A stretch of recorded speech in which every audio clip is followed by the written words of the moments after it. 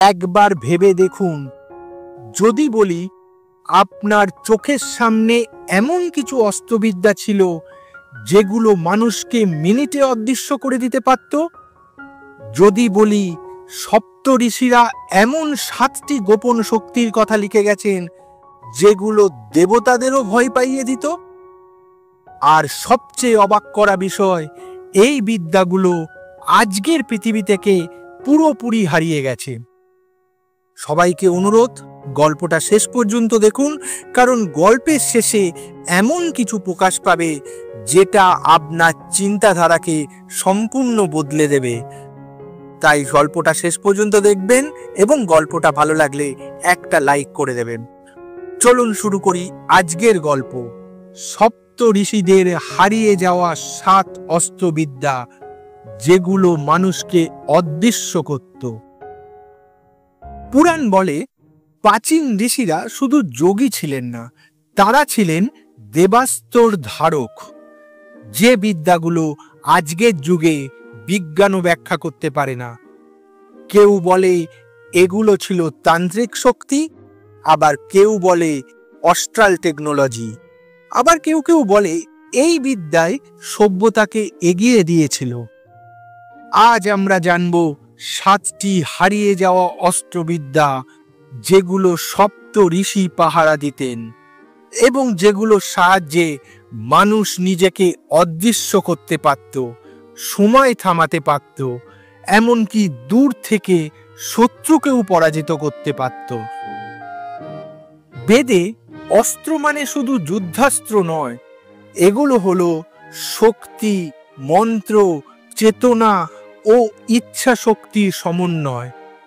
প্রতিটি অস্ত্র একটি নির্দিষ্ট দেবতার শক্তির সাথে যুক্ত, যেমন ব্রহ্মাস্ত্র ভগবান ব্রহ্মার সঙ্গে, নারায়ণাস্ত্র ভগবান বিষ্ণুর এবং পিনাকাস্ত্র দেবাদিদেব মহাদেবের।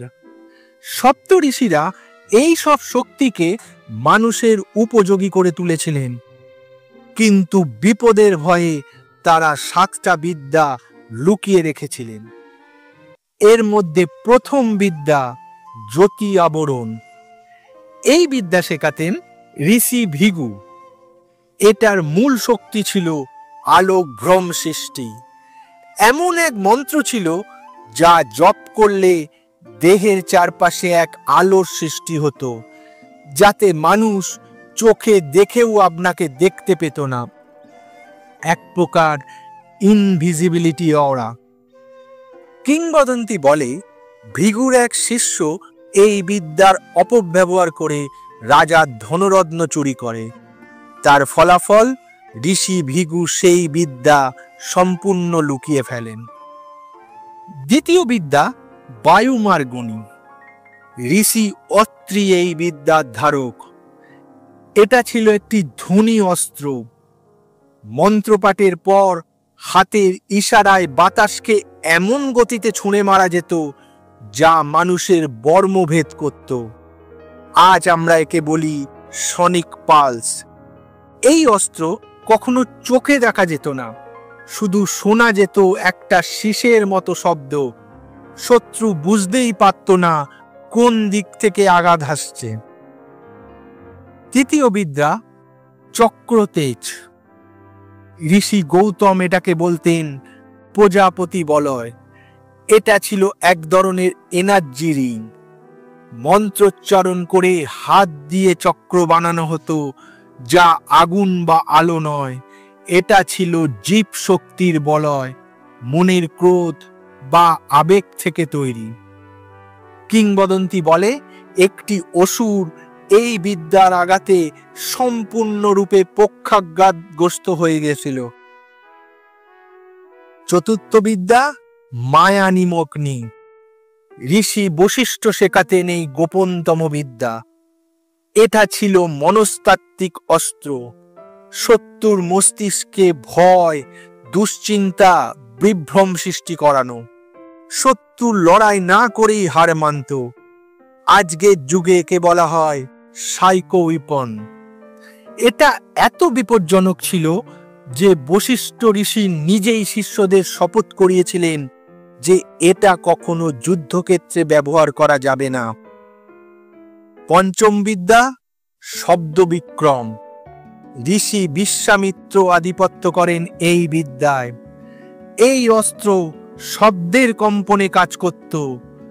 মন্ত্রের সুর এমনভাবে সাজানো ছিল যাতে শব্দজাল শত্রুকে চারিদিক থেকে ঘিরে ধরত এবং তাকে সম্পূর্ণ নিরস্ত্র করে দিত। যুদ্ধক্ষেত্রেও এটা ছিল অপ্রতিরোধ্য।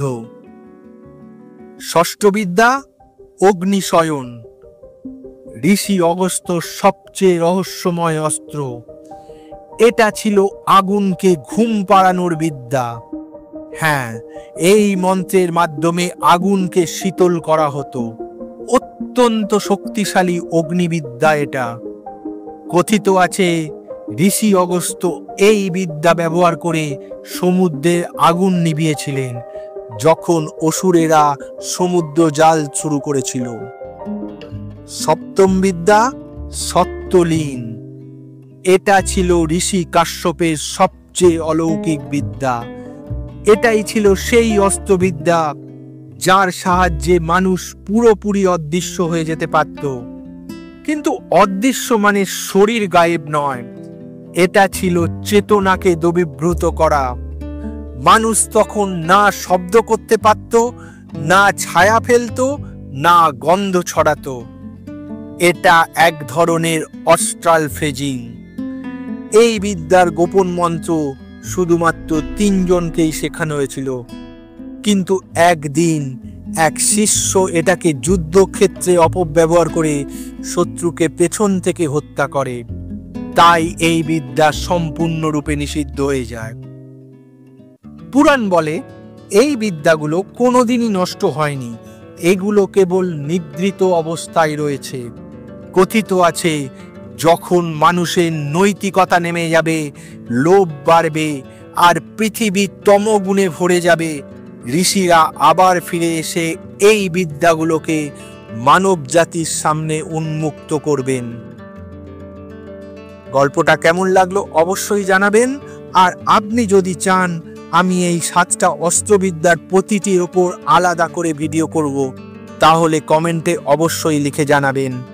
আর গল্পটা ভালো লাগলে একটা লাইক করে দেবেন, বন্ধুদের সঙ্গে শেয়ার করে দেবেন, আর মিথিক বাংলা চ্যানেলকে সাবস্ক্রাইব করে দেবেন। মিথিক বাংলা, যেখানে পুরাণ জীবন্ত হয়। ধন্যবাদ, ভালো থাকবেন।